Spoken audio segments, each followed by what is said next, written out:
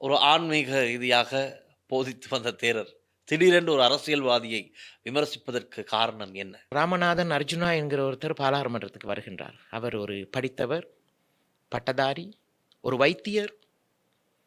நாங்கள் என்னதான் மதங்களை பற்றி பேசினாலும் எங்கள் உடம்புக்கு நோய் வந்தால் போய் வைத்தியரிடம் நாங்கள் சரணடைய வேண்டும்.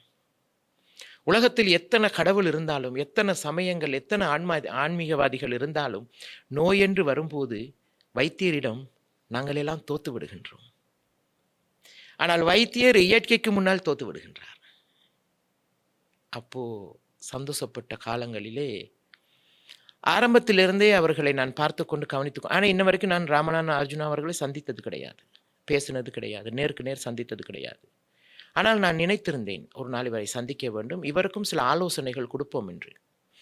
அதன் பிறகு அவருடைய நடவடிக்கைகள், அவருடைய பேச்சுகள் எல்லாம் பார்க்கும்போது நான் யோசித்தது, இன்று அவரை பெற்ற தாய் தகப்பன் இருந்தால் கவலைப்படுவார்கள். யுத்த காலத்திலும் நான் பட்ட கஷ்டங்கள் இன்று பலன் இல்லாமல் போய்விட்டது.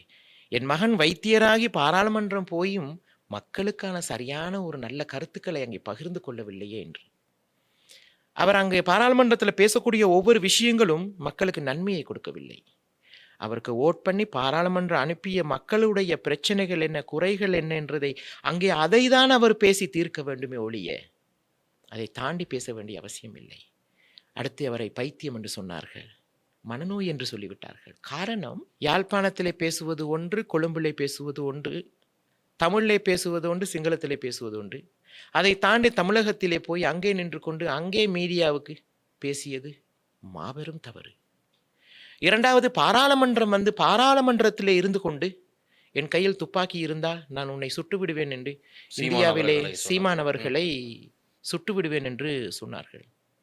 அதை நீ தமிழகத்திலே வைத்து சொல்லியிருக்கலாமே, சீமான் அவர்களை சுட்டு விடுவேன் என்று. சொல்ல முடியாது, சொல்லியிருந்தால் முடிஞ்சது. சீமானவர்களை சுடுவதற்கு இவர் யார்? சீமானவர்களை சுடும் அளவுக்கு சீமான் ராமநாதன் அர்ஜுனாவுக்கு செஞ்ச பிரச்சனை என்ன? ஒன்றுமில்லை. நடந்தவை நடந்தவையாக இருக்கட்டும். இனிமேல் நடக்கப் போறதை பற்றி யோசித்து செயல்படுங்கள். இல்லை என்றால் நாளை உங்களுடைய வாழ்க்கையை எழுதப் போவது நாங்கள் தான்.